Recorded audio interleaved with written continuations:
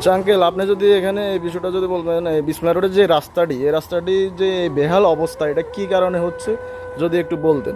এখানে বৃষ্টি হলে পানি জমা হয়ে যায়, মানুষ চলাফেরা করতে পারে না, গাড়ি চলাফেরা করতে পারে না, বহুত অসুবিধা আছে। বিসমিল্লাহ রোড হাইওয়ে থানার পাশে যে রাস্তাটা বিসমিল্লাহ রোড নামে পরিচিত, বিরাট সমস্যা আমরা এখানে এটা আছি। কি কারণে, মানে পানিটা জমে কি কারণে যদি বলতেন।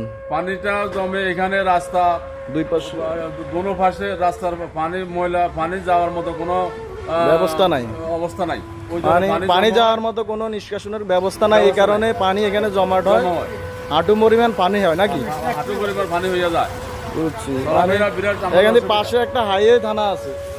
পাশে একটা হাইওয়ে থানা আছে, থানার পাশে এখানে পানি যাওয়ার কোনো রাস্তা আমাদের নাই।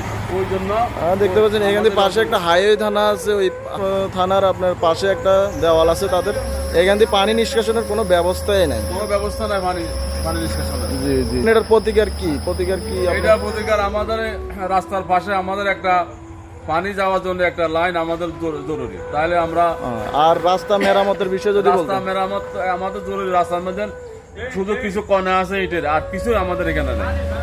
বুঝছি বুঝছি। এখন আপনার জেলা প্রশাসকের কাছে দাবি কি যদি আমরা বলতেন। আমি জেলা প্রশাসকের কাছে দাবি করে আমাদের রাস্তাটা পুনরায় মেরামত হোক, এমনকি পানিটা যাওয়ার জন্য একটা ড্রেন করা হোক। আচ্ছা ঠিক আছে। এটা কোন পর্যন্ত, এই রাস্তাটা কোন পর্যন্ত এই এই সমস্যাটা? রাস্তাটা খালেদগঞ্জ পর্যন্ত, পাঁচপাড়ার ওইদিকে আছে। পাঁচপাড়া, খালেদগঞ্জ পরে পাঁচপাড়া পর্যন্ত, পালপাড়া, অনেক দূর পর্যন্ত এই রাস্তার যাতায়াত। এই বেহাল অবস্থা, বেহাল রাস্তার এই অবস্থা, একই অবস্থা, এইভাবে সর্ব জায়গায় পানি জমি থাকে। আচ্ছা, যেটি উনি বলতেছে এটা হচ্ছে বিসমিল্লাহ রোড থেকে খালেদগঞ্জ থেকে পাঁচপাড়া পালপাড়া পর্যন্ত এই রাস্তার এই বেহাল অবস্থা। জি জি।